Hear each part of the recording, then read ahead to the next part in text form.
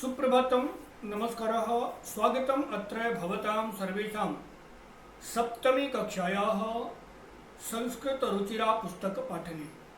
आप सभी का एक बार पुनः सातवीं कक्षा की संस्कृत रुचिरा पुस्तक के पाठन में स्वागत है। पिछली कक्षा में हम लोगों ने चतुर्थः पाठः हास्य बाल कवि सम्मेलनम नाम का पाठ पढ़ा था। आज हम इस पाठ के सीधे अभ्यास में आते हैं। एक विशेष बात यह कि आपको आपके पाठों के अभ्यास पीडीएफ के रूप में नहीं मिलेंगे, इसलिए आपको वीडियो रोक करके ही यथासंभव अपने अभ्यास कॉपी अथवा पुस्तक में करने हैं। अब समय ना गंवाते हुए सीधे अभ्यास में चलते हैं स्क्रीन के माध्यम से। तो आइए चलते हैं स्क्रीन में। किसी भी पाठ को पढ़ने के लिए जो उसमें ध्यातव्य लिखा होता है वह जरूर पढ़ना चाहिए, क्योंकि वह परीक्षा की दृष्टि से तो महत्वपूर्ण उतना नहीं होता, लेकिन जिससे परीक्षा होती है उस कारण को दूर करने के लिए वह अति महत्वपूर्ण होता है। कहता है, अस्मिन् पाठे अधः अन्तः बहिः नीचैः पुनः इत्यादि अव्ययपदानि सन्ति। इस पाठ में यह कुछ अव्यय पद दिए हुए हैं। अब ये अव्यय क्या है और अव्यय यह क्यों है? येषां त्रिषु लिंगेषु त्रिषु वचनेषु सर्वासु विभक्तिषु च एकमेव रूपं भवति, अर्थात विकारो न जायते, तत् अव्ययम्। जिनके शब्दों या जिन शब्दों के तीनों लिंगों में, तीनों वचनों में, सभी विभक्तियों में एक जैसे रूप होते हैं, यानी परिवर्तित नहीं होते, बदलते नहीं हैं, ऐसे शब्दों को अव्यय कहा जाता है। श्लोक में अव्यय की परिभाषा दिया हुआ है। मैं बोलता हूँ, आपको दोहराना है वीडियो को रोक करके। जितने बार आप दोहरा सकेंगे उतना अच्छा होगा याद करने के लिए। कहता है, सदृशं त्रिषु लिंगेषु सर्वासु च विभक्तिषु वचनेषु च सर्वेषु यन्नव्ययेति तदव्ययम्। अब पाठ के अभ्यास की तरफ। पाठः हास्य बाल कवि सम्मेलनम। सीधे अभ्यास में आते हैं। प्रथम अभ्यास कहता है, उच्चारणम कुरुत। उच्चारणम कुरुत अर्थात उच्चारण करना है, केवल बोलना है। साथ में हम अर्थ भी जानते चलेंगे। ऊपरी, ऊपरी अर्थात ऊपर। अधः नीचे। उच्चैः, उच्चैः यानी जोर से। नीचैः, नीचैः यानी धीरे से। पुनः नीचैः माने कभी कभी नीचे भी अर्थ होता है। बहिः बाहर। अन्तः अंदर। पुनः फिर से। कुत्र कब, क्षम्यतां कहाँ। कुत्र कहाँ। कदा कब। एकदा यानी एक बार। द्वितीय अभ्यासः, दूसरा अभ्यास। मंजूषातः अव्यय पदानि चित्वा रिक्तस्थानानि पूरयत्, वाक्यानि पूरयत्। मंजूषा से शब्द को लेकर के, अव्यय पदों को लेकर के और वाक्य पूरा करना है। अलम, अलम कभी भी किसी काम को मना करने के लिए अलम का प्रयोग होता है। पुनः अंतः पहले ही बता चुका, अंदर। बहिः बाहर, अधः अर्थात नीचे, पुनः उपरि ऊपर। कहता है वृक्षस्य खगाः वसन्ति, वृक्षस्य उपरि खगाः वसन्ति।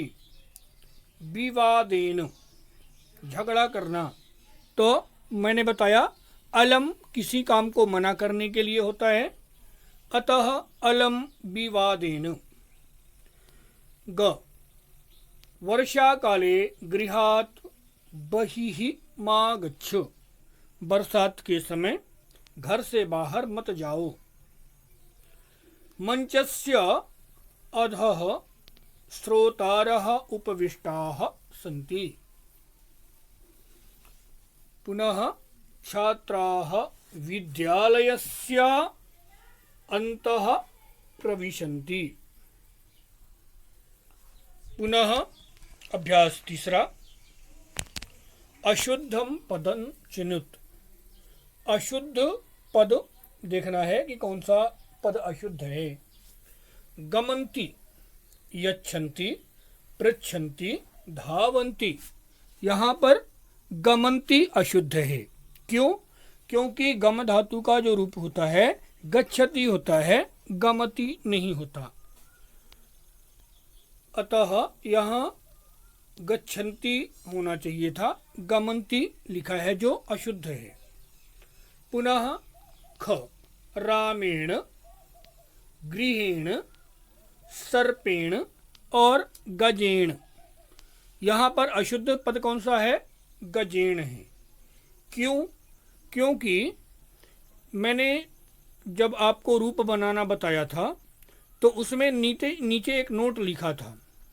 उस नोट में था कि जिन शब्दों में र, री, शा, क्ष अथवा त्रा लगा हो, अब वह आधा हो अथवा पूरा हो, तो वहाँ पर तृतीया विभक्ति और षष्ठी विभक्ति अथवा नपुंसक लिंग में प्रथमा द्वितीया विभक्ति में ना के स्थान पर ण हो जाता है। अतः यहाँ पर राम में रा लगा हुआ है, गृह में री की मात्रा लगी है, सर्पेण में रेफ ऊपर लगा हुआ है र। अतः यहाँ गजेण सही हो, गलत होगा, क्योंकि गज में र अथवा री या इनमें से कोई मात्राएं नहीं लगी हैं।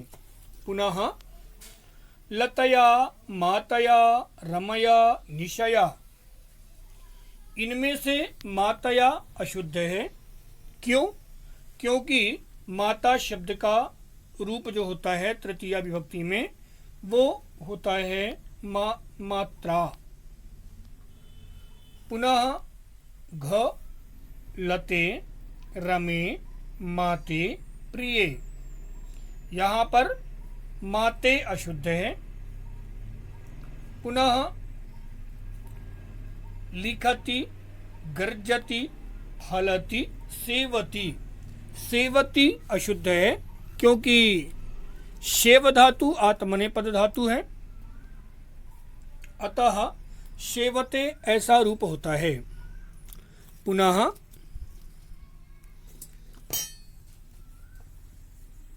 यहाँ अगला अभ्यास देखते हैं, चौथा अभ्यास। मंजूषातः समानार्थक पदानि चित्वा लिखत। मंजूषा से समानार्थक पदों को चुन करके और लिखना है। प्राप्य, प्राप्य, इसके पहले मंजूषा को देख लेते हैं एक बार। प्रसन्नतायाः यानी खुशी का। चिकित्सकम यानी डॉक्टर, वैद्य। लब्ध्वा यानी प्राप्त करके, पा करके। शरीरस्य शरीर का। दक्षः यानी योग्य अथवा कुशल। तो प्रसन्नतायाः, अब यहाँ शब्द में आते हैं प्राप्य, प्राप्य यानी पा करके, और लब्ध्वा माने भी पा करके।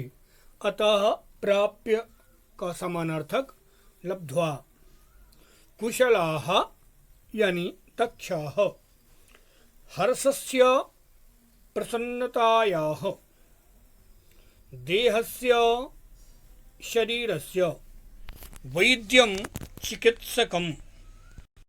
पुनः कहता है अधोलिखितानां प्रश्नानां उत्तराणि एक पदेन लिखत। एक पद में यानी एक शब्द में उत्तर लिखना है। मंचे कति बालकवयः उपविष्टाः सन्ति। कति अर्थात कितने। तो जब प्रश्न कति आता है तो इसका मतलब है कि उत्तर हमें संख्या में बताना होगा। अतः मंचे चत्वारः बालकवयः उपविष्टाः सन्ति। मंच में कितने बाल कवि हैं? 4 बाल कवि हैं। पुनः के कोलाहलं कुर्वन्ति। तो के कोलाहलं कुर्वन्ति, यहाँ के यानी कौन कोलाहल कर रहे थे? तो पाठ आपने पढ़ा है श्रोतारः कोलाहलं कुर्वन्ति। श्रोता सुनने वाले शोर मचा रहे थे। पुनः गजधरः कम उद्देश्य काव्यम प्रस्तौति। गजधर किसको उद्देश्य मान करके यानी किसके ऊपर कविता सुनाता है? तो गजधरः, तो गजाधरः कम उद्देश्य काव्यम प्रस्तौति। गजाधरः आधुनिक वैद्यम। आधुनिक वैद्यम एक साथ होगा, अलग अलग करना है तो आधुनिकम वैद्यम, किंतु 2 पद हो जाएंगे और हमें उत्तर एक पद में देना है। अतः आधुनिक वैद्यम। पुनः तुंदिलः कस्य उपरि हस्तम आवर्तयति। तुंदस्य लोके पुनः पुनः कानि भवन्ति शरीराणि। किं कृत्वा घृतं पिबेत। ऋणं कृत्वा। पुनः मंजूषातः पदानि चित्वा कथायाः पूर्तिं कुरुत। मंजूषा से पद लेकर के और रिक्त स्थान भरना है, कथा को पूरा करना है।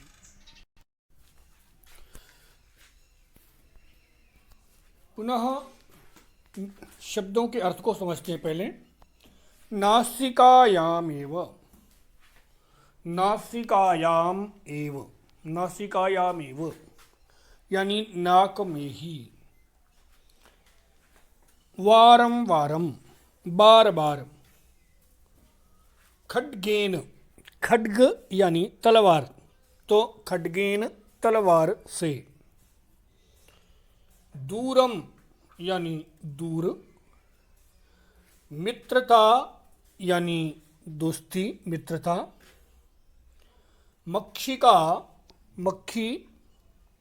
व्यजनेन, व्यजन यानी पंखा, व्यजनेन यानी पंखे से। उपाविशत यानी बैठ गया अथवा बैठ गई। छिन्ना यानी कट गया, कट गई। सुप्तः यानी सोना, सो रहा है, सो रहा था।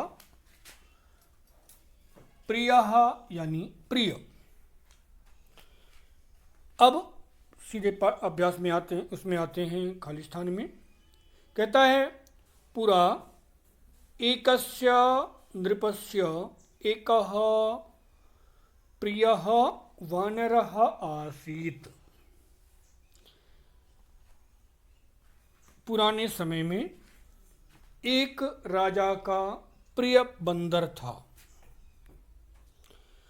एकदा नृपः सुप्तः आसीत्। एक बार राजा सो रहा था। वानरः व्यजनेन तम अवीजयत। बंदर ने पंखे से उसको हवा किया। तदैव एका मक्षिका नृपस्य नासिकायाम उपाविशत। उसी समय एक मक्खी राजा की नाक में आकर बैठ गई। यद्यपि वानरः वारं वारं व्यजनेन तं निवारयति स्म, तथापि सा पुनः पुनः नृपस्य नासिकायामेव उपविशति स्म। कहता यद्यपि बंदर बार बार पंखे से उस मक्खी को हटाने का प्रयास कर रहा था, किंतु वह बार बार आकर के नाक में ही बैठ जाती थी। अन्ते सह मक्षिकां हन्तुं प्रहारं खड्गेन प्रहारम अकरोत्। और अंत में बंदर ने मक्खी को मारने के लिए तलवार से प्रहार कर दिया। मक्षिका तु उड्डीय दूरं गता, किंतु खड्गप्रहारेण नृपस्य नासिका छिन्ना अभवत्। अत एवोच्यते मूर्खजनैः सह मैत्री नोचिता। कहता है कि मक्खी तो उड़ करके दूर चली गई, किंतु तलवार के प्रहार से राजा की नाक कट गई। इसीलिए कहा जाता है मूर्खों से दोस्ती ठीक नहीं होती। यहाँ से पाठ का अभ्यास एक और बचता है। कहता है विलोम पदानि योजयत। विलोम पदों को जोड़ना है। अधः ऊपरी, अंतः बहिः, दुर्बुद्धे सुबुद्धे, दुर्लभम सुलभम, उच्चैः नीचैः। पुनः यहाँ से पाठ समाप्त। अब अगले वीडियो में हम अगले पाठ को पढ़ेंगे। तब तक के लिए वदतु संस्कृतम जयतु भारतम।